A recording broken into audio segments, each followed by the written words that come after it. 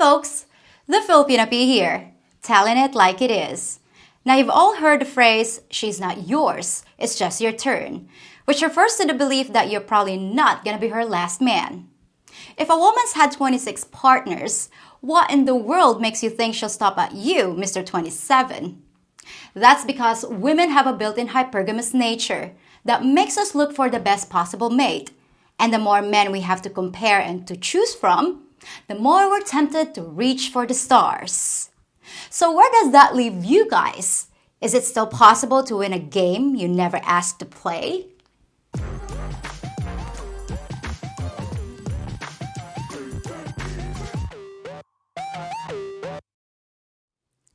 Now you might not agree with my take on the subject, and you might tell me I'm full of crap, and that's fine. But I think you'll find I've got a different perspective that you might find useful. A fresh way of looking at things, and something you might have overlooked if you're planning to seek a mate outside the West. But first, let me start with a joke that was written by an 80-year-old woman named Joyce Meyer. You probably heard it before, so I'll paraphrase it. So a new place opened called the Husband Store, and women can go there to choose a mate. There are 6 floors with men of different qualities, and a woman can pick any man she wants. But there are also a few rules. The women can go up 1 floor at a time, but they can never go back down a floor.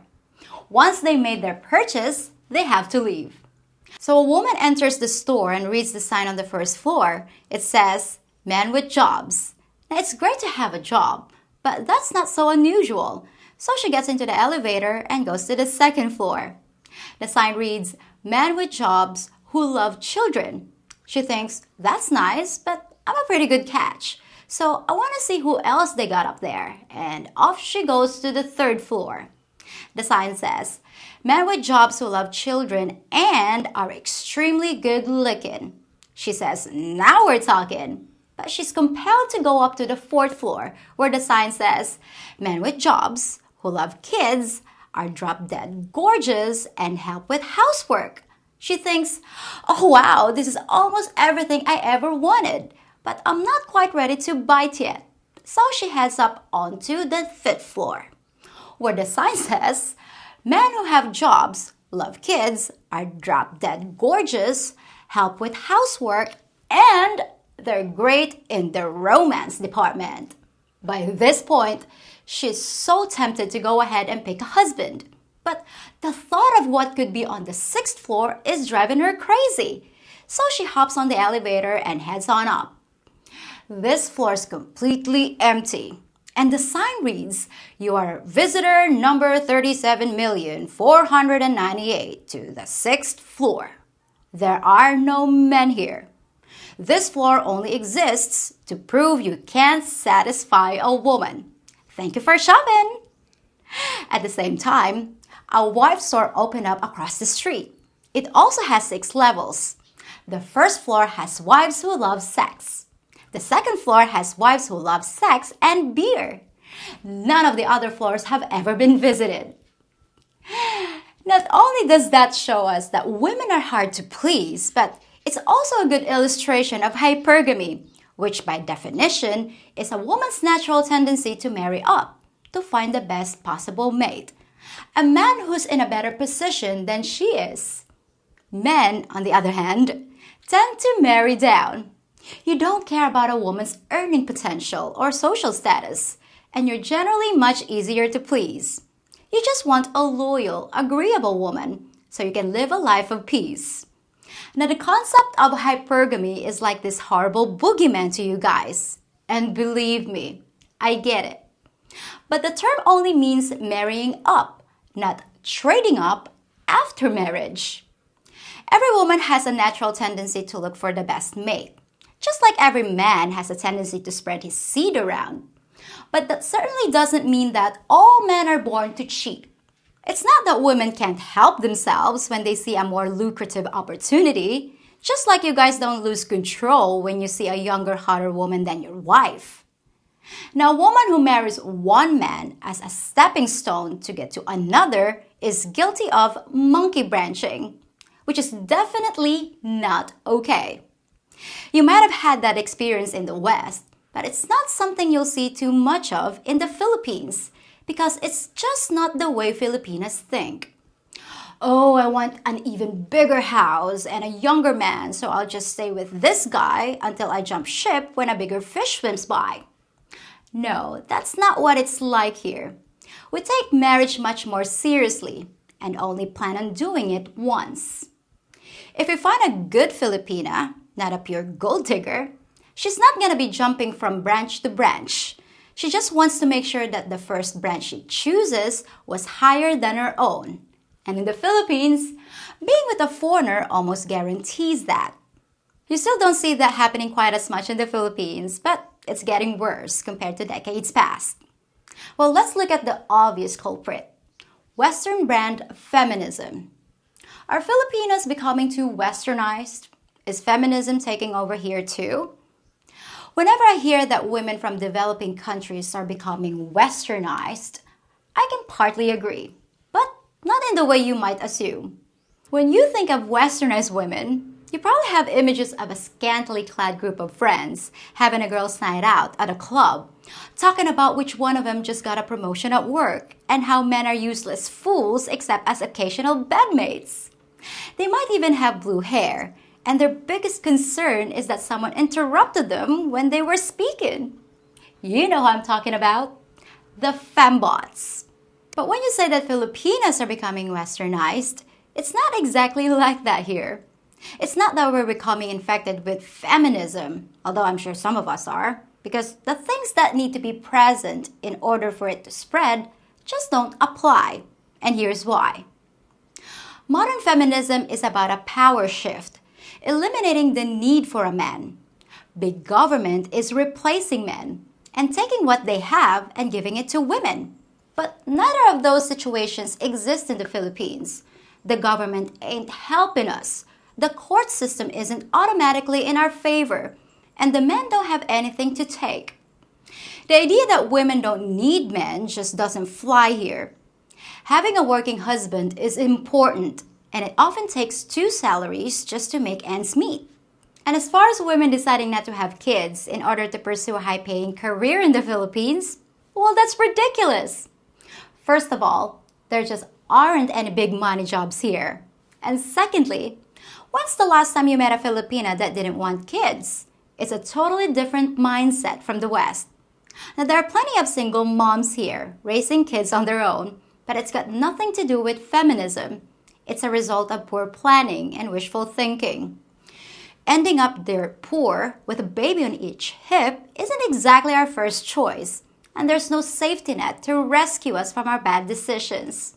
We don't marry a guy and then take him to court to get his stuff, because all too often, the only thing he owns are the clothes on his back and a bottle of Red Horse. An empty bottle of Red Horse. Now, people often say that the Philippines feels like the US of the 1950s, before everything went crazy between the sexes. And in a lot of ways, that's true. Could my country make the same mistakes yours made, maybe within a few generations? Sure, that's possible. But the one thing necessary to make feminism an attractive proposition is having access to money, so that women feel like they can go it alone. But money's in short supply. So I can't see many Filipinas saying, we don't need no man. Yes, we do. We admit we do. And we want them too. As it stands right now, what does feminism have to offer a Filipina? How does it benefit us? It doesn't. There's no power to take and no money to be had. Now, in this part of the world, it's not about feminism either. So what's the problem? Well, in my opinion, it can all be traced back to one source: the introduction of social media connecting the entire planet. In many ways, that's a great thing, giving us access to massive amounts of information at our fingertips like never before. But it also had another consequence. Women are suddenly getting all the attention and validation they crave from men around the globe. And it's become like a giant dopamine hit that never ends. In the old days, which still exist in many places here, a woman had very few options and usually chose a mate from her own town, sometimes even a next-door neighbor. But in the last decade or so, a woman's options have exploded exponentially, and she now has choices from all over the world right in her hand. There's been a quantum shift in the rules of the game, and the husband store now has infinite levels. A woman can go up and down as much as she likes, and that's the problem. There's too much up and down going on. A woman's tendency to look for the best mate, coupled with an inability to be satisfied, and now the addition of unlimited choices? What could go wrong? Think of it like this. You're literally competing with every human male with a cell phone. And this isn't going away. This isn't some fad. This is the new normal, and we all have to deal with it. Of course, this goes both ways, and men now have access to just about any woman on earth. So why isn't it working in your favor? You know why. It's because men are lavishing undeserved praise on mediocre women. And all they have to do is shake their butts on TikTok, and suddenly they have a million new suitors. So why would they settle for you? Now, I'm not blaming you guys. It's a man's nature to be the hunter, the pursuer, the aggressor, and you guys sure are chasing the ladies.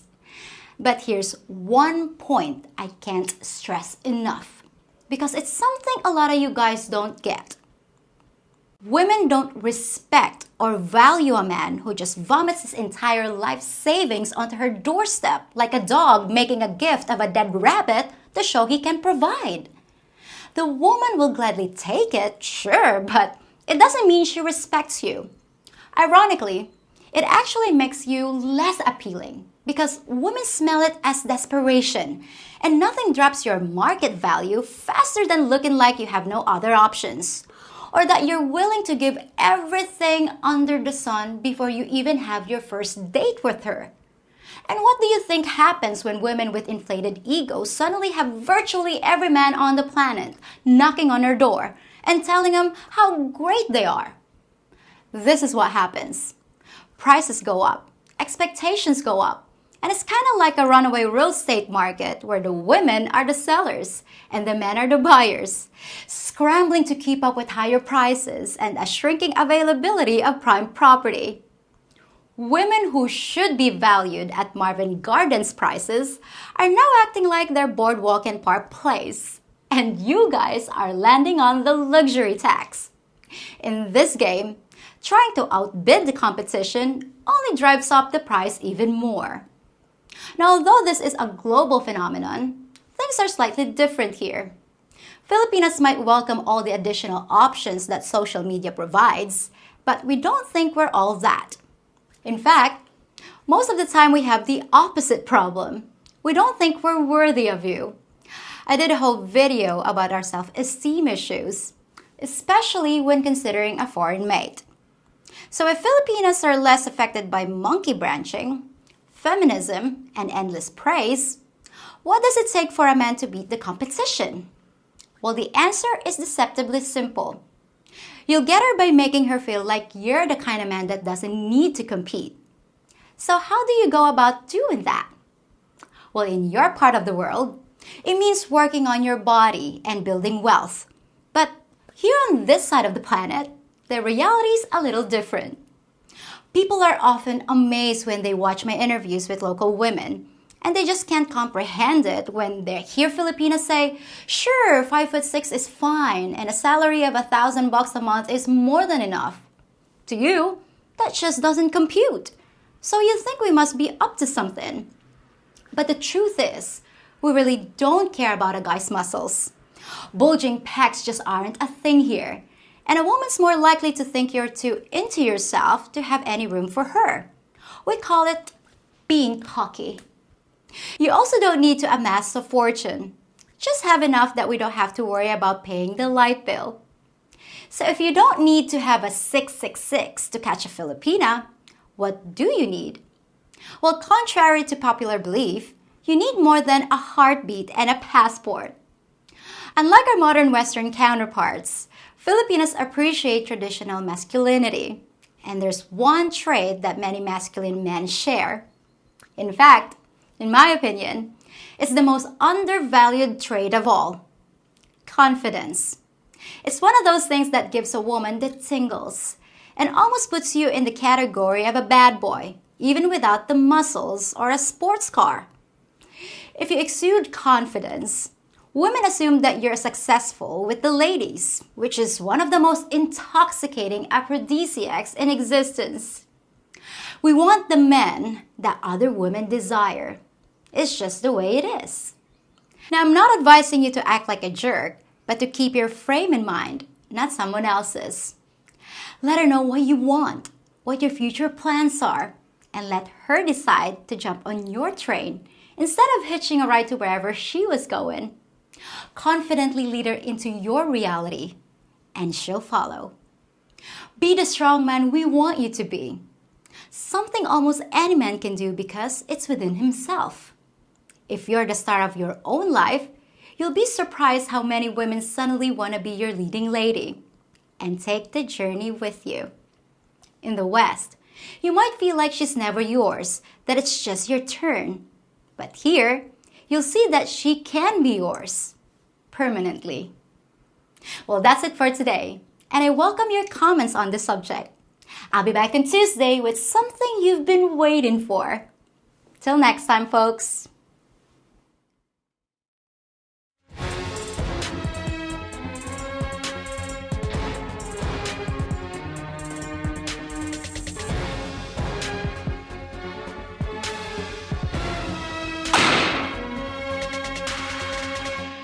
If you think about it, I'm like Bond, James Bond, delivering classified intelligence for your eyes only.